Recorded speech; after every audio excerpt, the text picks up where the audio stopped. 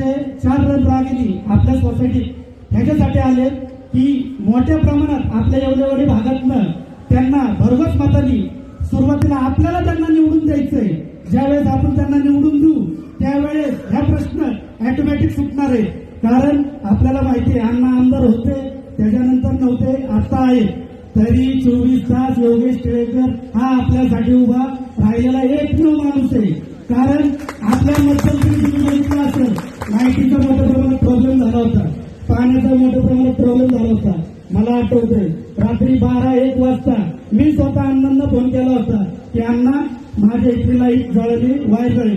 एका तासामध्ये अण्णांनी रात्री 1-1:30 वाजता फोन उचलून 10 मिनिटात त्यांनी काम आपल्याला पूर्ण करून दिले. म्हणजे टिळेकर परिवार असा आहे की सर्वसामान्यांना सर्वजणांना सामावून घेणारा परिवार आहे.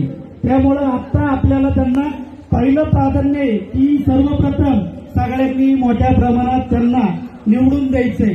जेव्हा ते मोठ्या प्रमाणात निवडून जातील आपल्या समस्या त्या 100 नाही 200% डोळे झाकून पूर्ण होणार आहे. आता जास्त बोलणार नाही, बोलायचं भरपूर होतं, अण्णा पण नाही. सगळ्यांसाठी फक्त आता नानी किंवा प्रशंसक नाही, नानी आता आपल्याला मार्गदर्शन करतील. त्यांचं मार्गदर्शन ऐका एवढीच विनंती करतो.